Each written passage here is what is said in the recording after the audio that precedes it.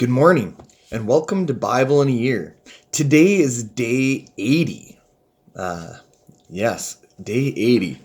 So this is 80 days within 365 as we go through the Bible from Genesis to Revelations.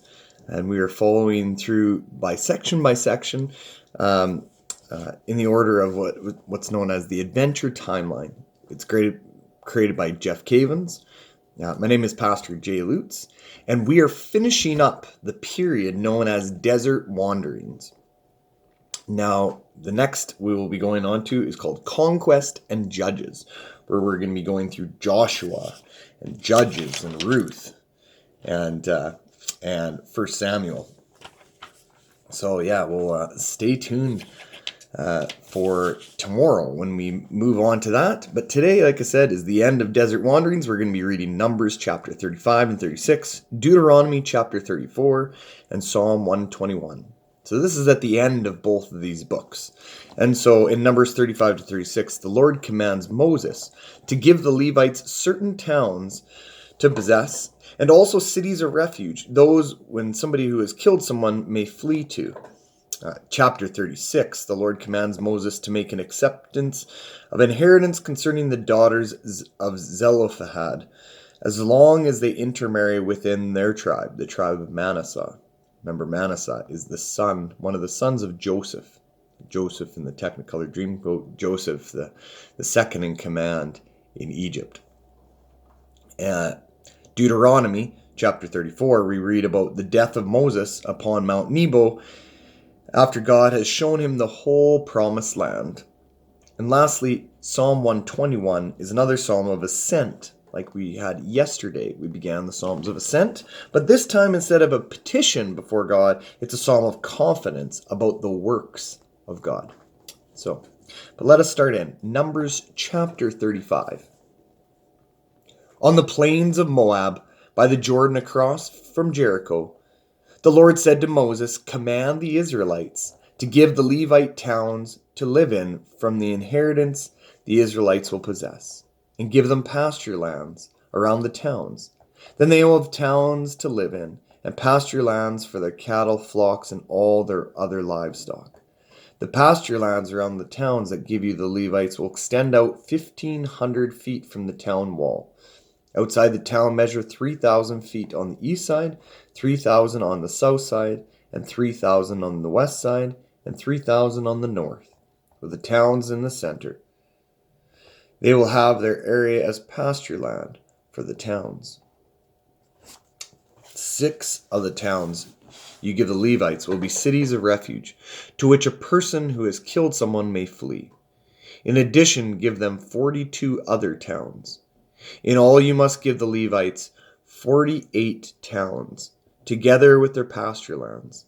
The towns you give the Levites from the land the Israelites possess are to be given in proportion to the inheritance of each tribe. Take many towns from a tribe that has many, but few from one that has few." Then the Lord said to Moses, "Speak to the Israelites and say to them, when you cross the Jordan into Canaan, select some towns to be your cities of refuge, to which a person who has killed someone accidentally, may flee. They will be places of refuge from the avengers, so that a person accused of murder may not die before he stands trial before the assembly. These 6 towns you give will be your cities of refuge. Give 3 on this side of the Jordan, 3 in Canaan as a city of refuge. These 6 towns will be a place of refuge for Israelites, aliens, and other people living amongst them, so that anyone who has killed another accidentally can flee there. If a man strikes someone with an iron object so that he dies, he is a murderer. The murderer shall be put to death. Or if anyone has a stone in his hand that could kill, and he strikes someone so he dies, he is a murderer. The murderer shall be put to death. Or if anyone has a wooden object in his hand that could kill, and he hits someone so that he dies, he is a murderer. The murderer shall be put to death. The avenger of blood shall put the murderer to death. When he meets him, he shall put him to death. If anyone with malice aforethought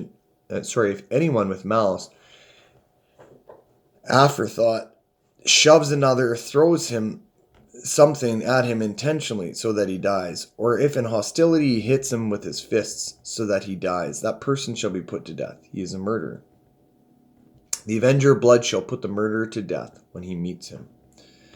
But if without hostility someone suddenly shoves another, throws something at him unintentionally, or without seeing him drops a stone on him that could kill him, and he dies, then since he was not his enemy, and he did not intend to harm him, the assembly must judge between him and the avenger of blood according to these regulations. The assembly must protect the one accused of murder from the avenger of blood, and send him back to the city of refuge to which he fled. He must stay there until the death of the high priest, who is anointed with the holy oil.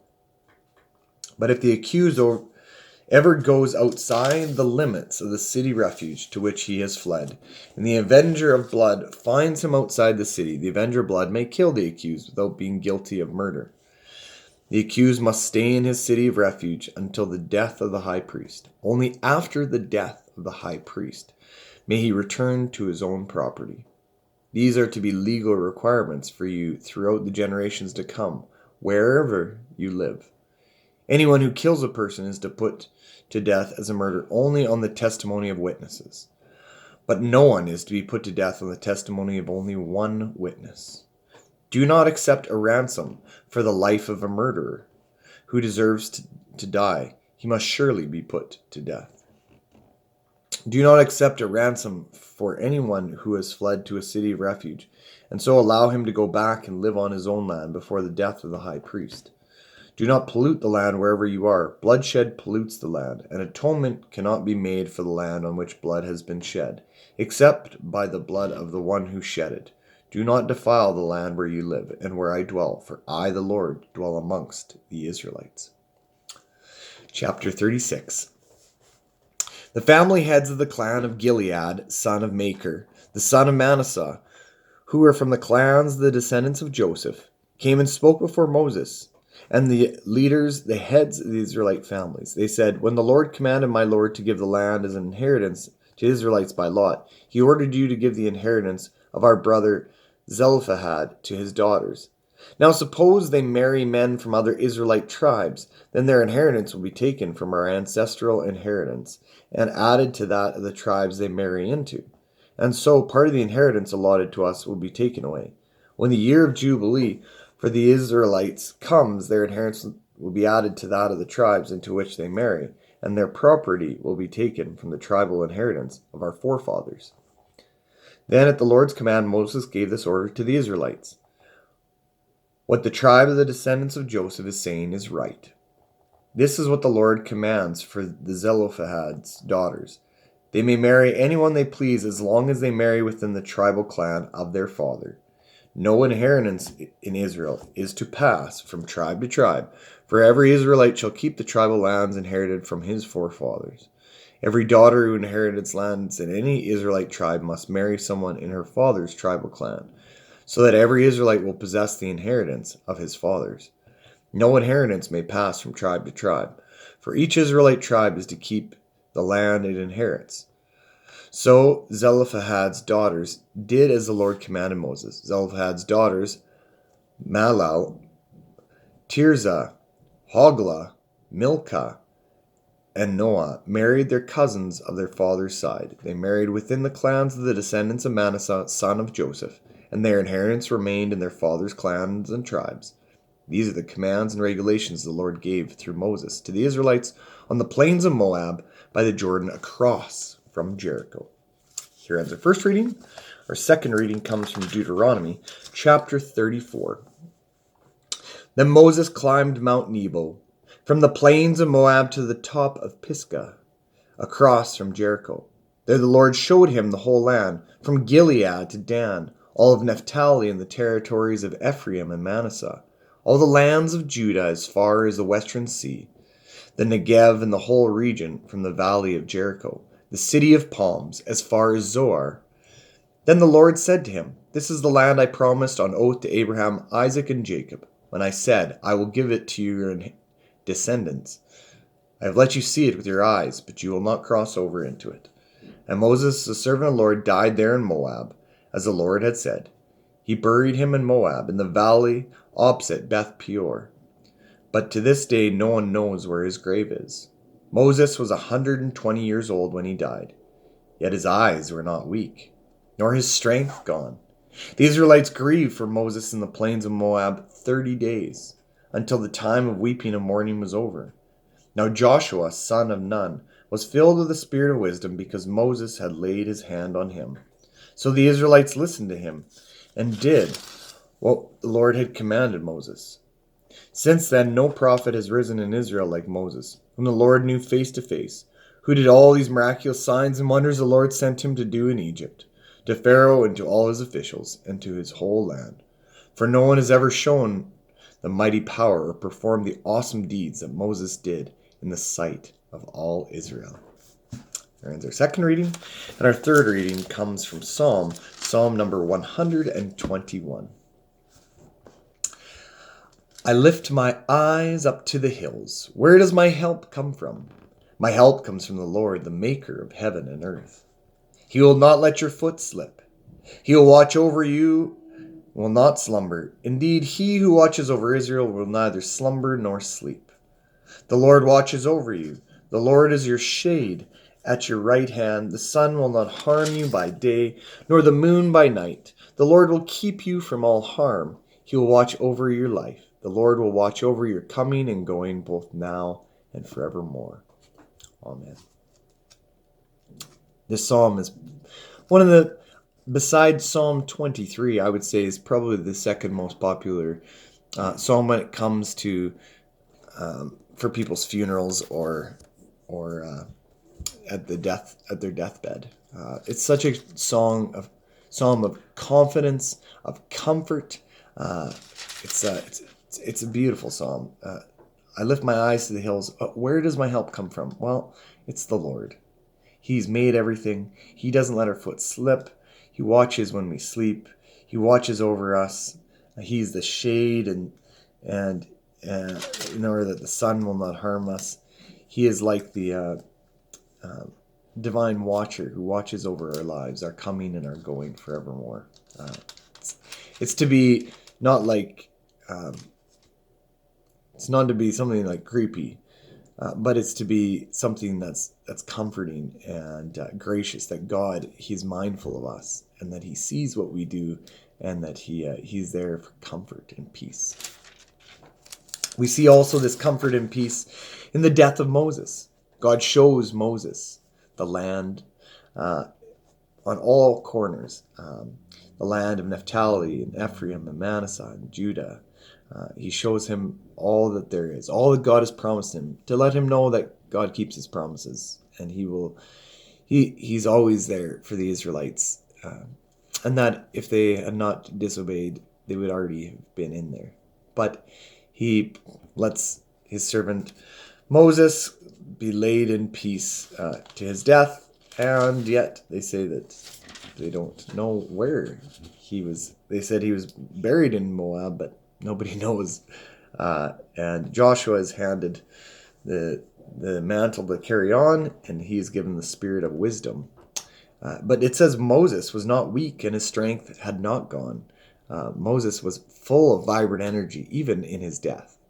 Thanks be to God, praise be to God, as it says that Moses had performed awesome deeds that no one had seen in the sight of all Israel.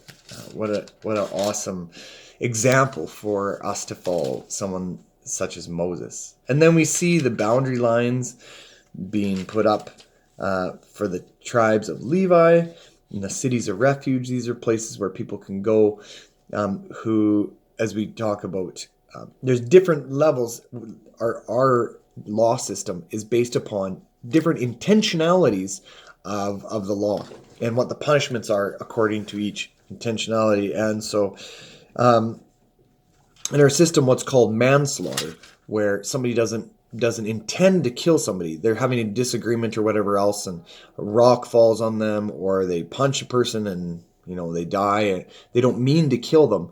This is called manslaughter in our society. And here they were to be run. The people who committed manslaughter were to run to these cities of refuge and find refuge there until the high priest passed away, and then they would go back and be able to inherit the land in which God had given them to possess.